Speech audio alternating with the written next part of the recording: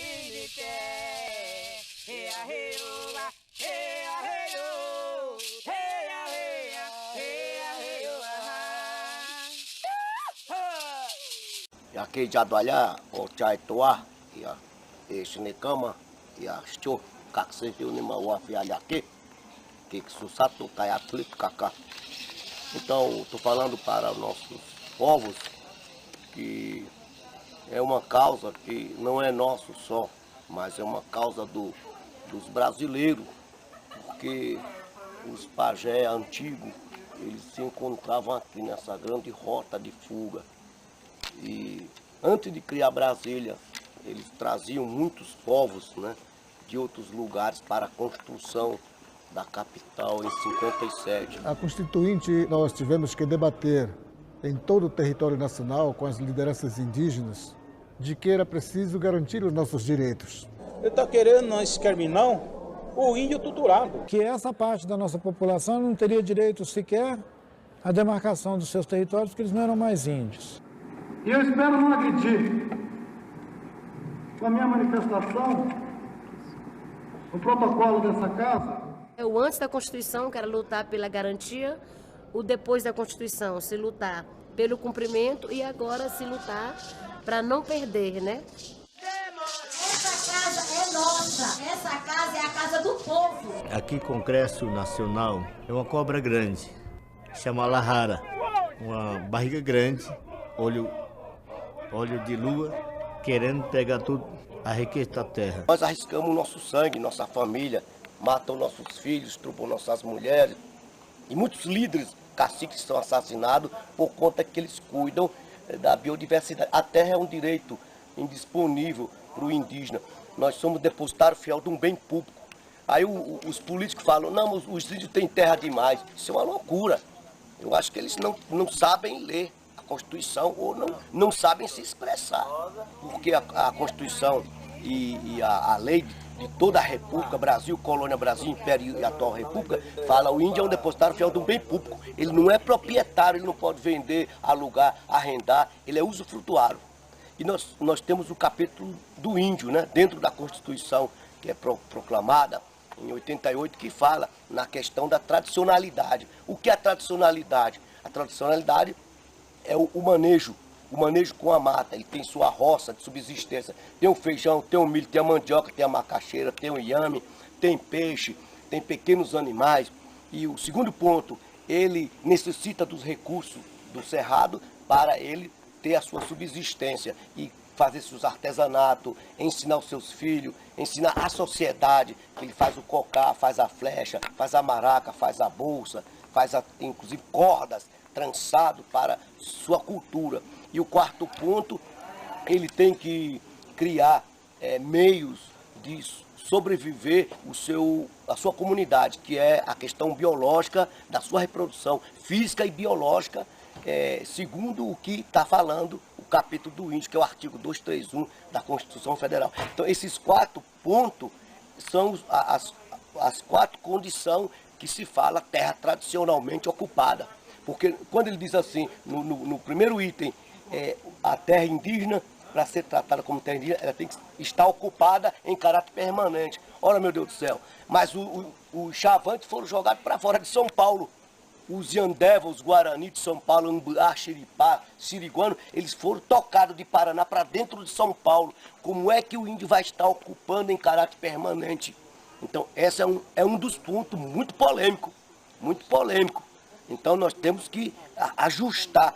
Mas a Convenção 169, ela fala do direito indígena e fala nessas condicionantes, né? E agora temos a Carta do Índio, que é a Carta da ONU, dos povos indígenas, que no artigo 10 fala que não pode ser transferido uma comunidade indígena à força, né, e expropriar o território dela. Durante esses 510 anos, nós estamos sendo expropriados, né? Nós servimos só de marionetes para cuidar a custo zero do patrimônio público federal, que é da nação brasileira. A nossa causa é uma questão da humanidade, né? Porque ele não tem direito, inclusive, aos recursos. Porque se ele tem direito aos recursos da natureza, como diz a Constituição Federal, ele não poderia pagar nem a água. Muitas comunidades indígenas pagam água. para beber. A água sai do território dele e ele compra a água para beber. Quer dizer, é uma violência, como os povos do Ceará, outros da Paraíba e muitas tribos indígenas no país. Então essa é a nossa mensagem aos nossos irmãos aí do Sul, que vamos dar as mãos por um Brasil respeitado por ele mesmo. Nós só vendemos a Amazônia quando morreu o último tapuia, quando acabar o último cerrado, a última folha do cerrado, aí que nós entregaremos esse Brasil aos americanos. Quando eu cheguei aqui, eu não vim atrás de moradia, nem de terra, nem de nada. Eu vim à procura de o que eu ouvia nos meus sonhos. Eu falei, é aqui que nós vamos morar, não sei quando, mas nós vamos morar aqui. Fizemos uma fogueira, cantemos nossos cantos sagrados, só eu e meus filhos e o meu marido, que também é indígena, lá de Cariri. Ele disse, se você for, eu não vou. Eu da minha aldeia não saio. Eu digo, então você fica.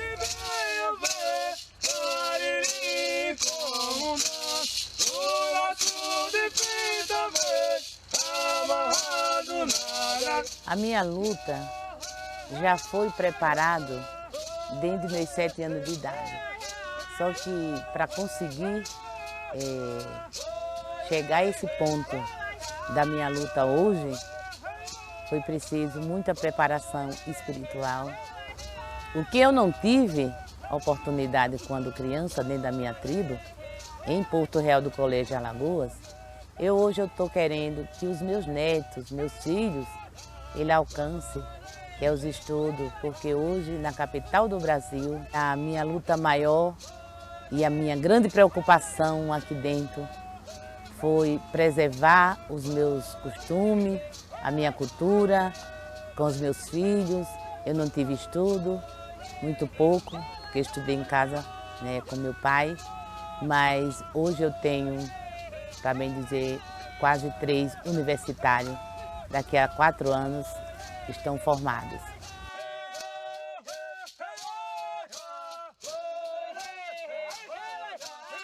E nós, quando nós canta na nossa fogueira, ele sabe como nós estamos cantando. É com amor, é com fé, né? Porque foi assim que eu nasci e me criei. A situação dos indígenas no DF é parecida com o resto do país. Nós ainda falta muita assistência do governo em reconhecer os nossos direitos. Com uma população de quase 7 mil indígenas, a maioria vivendo em Ceilândia, né? E sem acesso às políticas públicas, né? Diferenciada, né? Na questão da educação, na questão da saúde. E, para além disso, temos a situação no bairro do setor noroeste, que ainda não foi reconhecida, apesar de serem comunidades tradicionais que vivem lá há aproximadamente 40 anos, né, ou né, a idade de criação da criação de Brasília. Como é que está a situação dos Guajajara, né, lá no noroeste? Sim, os povos Guajajaras são os povos que vieram também aqui na luta pelos seus direitos, né, reconhecimento do seu território, e acabaram ficando aqui no DF, né, por conta de opção própria. Né, povos indígenas, têm o direito de morar onde quiserem, precisam ser ouvidos pelo governo, né, precisam pelas autoridades que reconhecem as suas terras, né, o seu território, o seu local, o seu modo de vida. É necessário que tenha uma abertura por parte dos poderes públicos e conversar mesmo com o povo que está ali. No Brasil sempre teve essa falta, né, da participação do poder público, do governo, principalmente, né, em reconhecer os seus territórios. É nosso direito, né, de viver conforme os nossos costumes. A falta do governo em reconhecer os seus territórios, a sua maneira de ver, interesses nos seus locais onde vive, né, na sua área, é o que prejudica isso. Né? Há uma desinformação das pessoas, dos poderes públicos com relação aos povos indígenas. Né? a gente precisa voltar esse olhar para as comunidades indígenas. Elas sempre estiveram ali, né? Aqui no Planalto existiu, né, os povos G, né, que depois foram saindo daqui, foram para outros territórios, mas continua essa migração no Brasil todo. E outros manifestantes vão para cima ali, eles entram em confronto com segurança. Tudo isso porque nesse lugar aí, gente, parece que as pessoas estão retiradas daqui. Nesse local deve sair o bairro mais caro de Brasília. Acontece que a área já era habitada por um grupo de descendentes de índios da etnia Funiô. Ainda derrubaram outra cerca, jogaram água nos seguranças. Os manifestantes querem que a obra seja paralisada. Confronto entre estudantes, índios e funcionários de uma construtora agora de manhã em Brasília.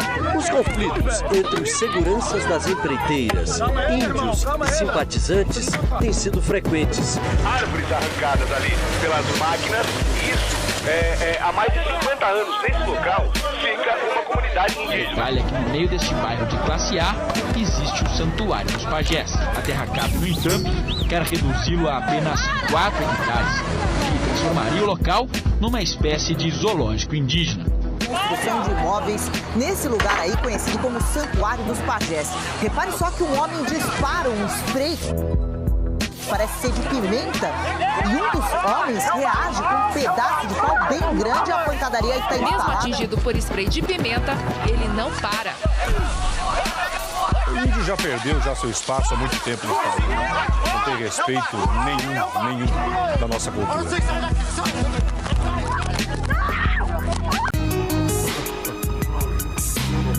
Cerca de 800 policiais militares se revezam para fazer a segurança aqui na área. A multidão de policiais militares foi para cerca de 40 estudantes. A PM não deve sair daqui tão cedo. Os estudantes reclamam que tanto as obras quanto a ocupação da PM foram ilegais. Eles fazem de tudo para o brasileiro não ter conhecimento da etnia, dos povos, de toda essa cultura ampla, diversificada. O poder simplesmente é o que manda. Os policiais fizeram um cordão de isolamento aqui no canteiro.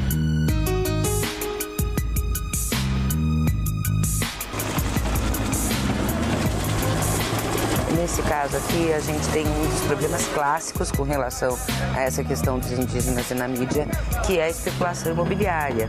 E o grande articulador desse bairro, Noroeste, onde está o santuário, é dono de uma TV aqui em Brasília. Estão violando a Constituição! Essa terra é indígena!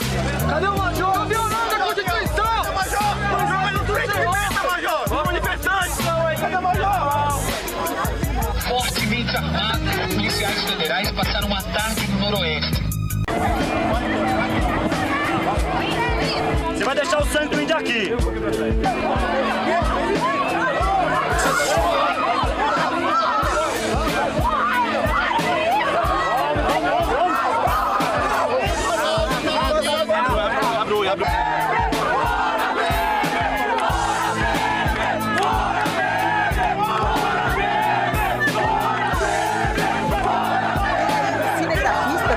Horas depois, os policiais militares foram obrigados a deixar a área. A ordem daqui do Santuário dos Pajés é resistir. Os índios do Brasil todos sabem. Se não resiste, perde a terra. Índio é terra, não dá para separar. E o sentimento de que o movimento em favor do santuário extrapola em muito uma luta local e se insere num movimento muito maior contra a ganância da especulação. No meio da tarde, as construtoras retiraram as máquinas.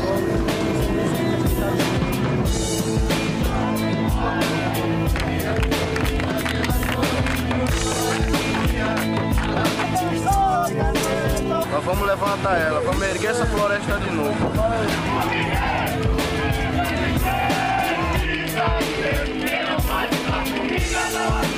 Mostrando que é possível ter resistência e concluir o seu direito. Nós estamos fazendo valer nosso direito.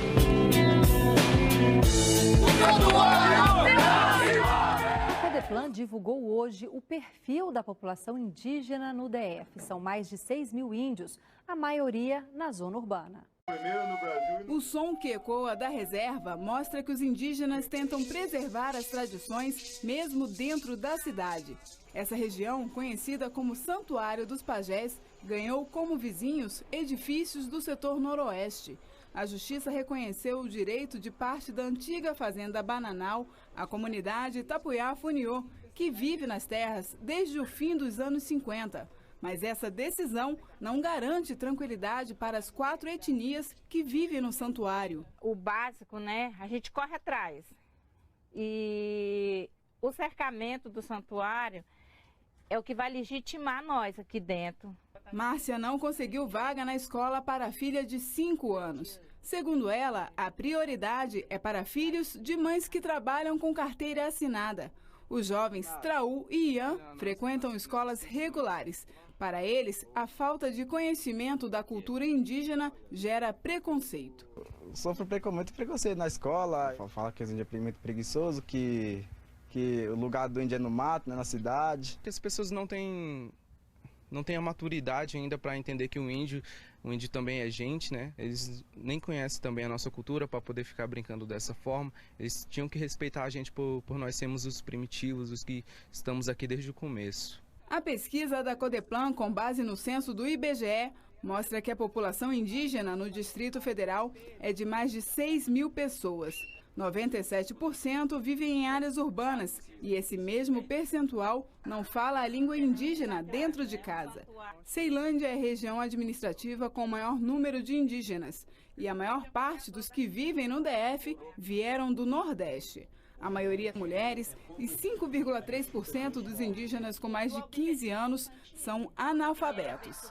O estudo mostra também que a falta de demarcação de terras indígenas no DF dificulta o levantamento de informações sobre características específicas das etnias. A pesquisa mostra ainda que os serviços urbanos não estão preparados para trabalharem com a questão indígena. Você some com eles das estatísticas, você some com ele dos locais públicos e não reconhece a sua presença. Esse é o grande desafio, é como a ação pública vai chegar até essa população que tem a sua especificidade e merece ser reconhecida dentro dessas especificidades para manter a sua cultura. O estudante indígena, quando ele chega na universidade, ele precisa de um apoio, de um suporte para acolhê-lo nesse primeiro momento. Né? Que o aluno chega às vezes, de locais distantes, chega em Brasília sem familiares, numa nova cultura, novo ambiente e com uma diversidade grande de disciplinas dos quais ele ainda não teve contato. A gente está buscando dar este apoio para quê? Para que o aluno ele não tenha este índice de reprovação grande, não abandone o curso. O reconhecimento, né, da universidade, né, em relação às questões, né, assistencialista, moradia, né, RU, e estar junto ao grupo, né, estar próximo, né, e começar a discutir uma política de fato, né, de permanência ou de acesso das questões indígenas, né. Eu vejo isso como conquistas nossas. Embora as conquistas sejam muitas, o representante do povo Wapixana afirma que ainda faltam políticas públicas básicas para estimular a inclusão dos indígenas na universidade. Ainda há muita coisa a avançar, principalmente a permanência. Ainda há poucos professores ainda que têm sensibilidade com os alunos, com as diferenças que a gente vem de um local para o outro. A gente sabe que a universidade não foi feita para acolher a gente. Então, é preciso mudar essa linha de pensamento. É preciso realmente ter essa inclusão. E ter a inclusão fazer políticas públicas para que o indígena ele possa desenvolver, né, e estar ao mesmo nível que outros alunos. Rosane, nós sabemos que apesar de leis já existentes, como a mencionada pelo Álvaro, a questão indígena nem sempre é tratada pelo sistema de educação atual da forma como vocês gostariam. Como é que vocês gostariam de ser retratados e estarem presentes na educação brasileira? Nós gostaríamos de ser tratados com um respeito, o cumprimento de uma legislação do Estado brasileiro que diz que nós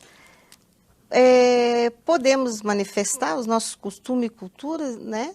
E praticar as nossas tradições. Então, nós temos, o que nós, povos indígenas, cobramos?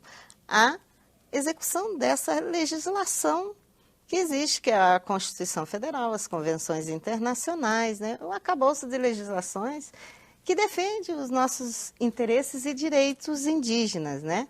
E queremos ser tratados de acordo com a diversidade, de acordo com como nós somos, como agimos, como vivemos, de acordo com nossa cosmovisão como povos indígenas, jeito e modo de agir, de viver, de produzir. Nós queremos ser respeitados nesse sentido por esta legislação, que o Estado brasileiro possa nos respeitar nesse sentido, né? Mas o sistema educacional, ou a educação que chega até os povos indígenas, ela não consegue compreender assim, de forma adequada esse modo de ver o mundo, de estar no mundo que a cultura indígena possui? Não, ela não consegue atingir o que nós queremos, que é a observação ao diferente, o respeito ao diferente, né? Você vem uma educação do ponto de vista formal, que nós, claro, precisamos. Hoje nós temos universitários indígenas, né, na UNB, e temos alguns nas instâncias, nas universidades estaduais e federais, né? E também em universidades privadas. Mas o que nós sentimos é que, quando se trata da legislação em referência à educação indígena, que está sob responsabilidade das secretarias de educação do Estado, né? E tem o MEC, com uma coordenação, a SECAD, Secretaria que coordena as escolinhas indígenas dentro de nossas terras, né? Eles não, chega na ponta, eles não respeitam essa diferença. Nós temos um calendário curricular, escolar, do ponto de vista não indígena. Nós temos diretores dentro de nossas escolas não indígenas. Então, como é que os nossos velhos, que são os sábios, vão para dentro dessa sala ensinar a oralidade, a história nossa para as nossas crianças através da oralidade, né? Como é que nossas mulheres vão ensinar dentro das escolas nossas, nas nossas terras, o que nós precisamos enquanto adolescentes, meninas, adolescentes, crianças, né? Aprender da nossa cultura. Esse respeito é que o Estado brasileiro ele não compreende, né? Que não é só a formação formal, mas nós temos a nossa formação como povos indígenas diferenciada que nós precisamos estar passando para nossas crianças, adolescentes, né? E mulheres, através da oralidade, né? Agora, isso então significaria, Álvaro, que a formação dos professores deveria ser transformada para que ela possa atender aquele público diferenciado que é o povo indígena ao qual ela se destina. Mas isso não tem havido um bom diálogo com o MEC em relação a isso? Bem, para mim, do ponto de vista de liderança do povo tucano, eu venho da fronteira com Colômbia e Venezuela, no Rio Negro, Amazonas, de São Gabriel da Cachoeira. Eu não conhecia a roupa até quando tinha 9 anos, em 63, quando fui para a aula. O pacote que eu recebi lá foi para ser cristão, obediente à doutrina dos padres, e coisas do meu avô ficaram de lado. Até hoje, que se fala de tanta democracia, o governo ainda continua fazendo aqueles pacotinhos unilaterais para colocar uma educação que não nivela com nossos conhecimentos. Então, o que é preciso? Precisamos dizer, nós, índios, temos o dever e a capacidade de educar os nossos filhos de acordo com as nossas tradições, como diz a Constituição brasileira. Compete ao Estado promover essas ações sociais e não ficar tutelando ou limitando as vozes das lideranças indígenas.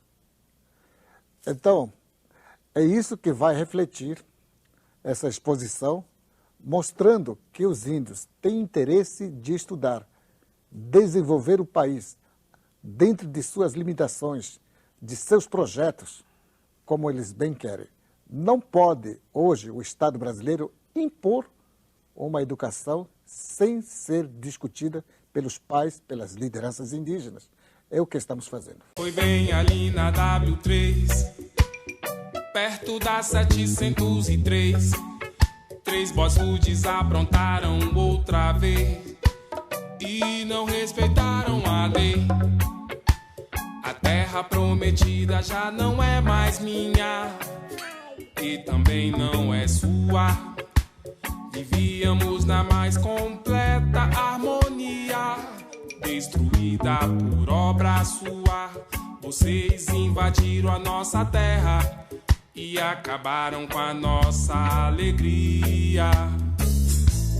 Nunca reagimos contra vocês. Respeitamos o ciclo natural das coisas. Mãe natureza é testemunha. Fomos abatidos como velhas folhas. Foi bem ali na W3, foi bem ali na W3, perto da 703. 3 bossfoods aprontaram outra vez e não respeitaram a lei. Foi bem ali na W3, perto da 703. 3 bossfoods aprontaram outra vez.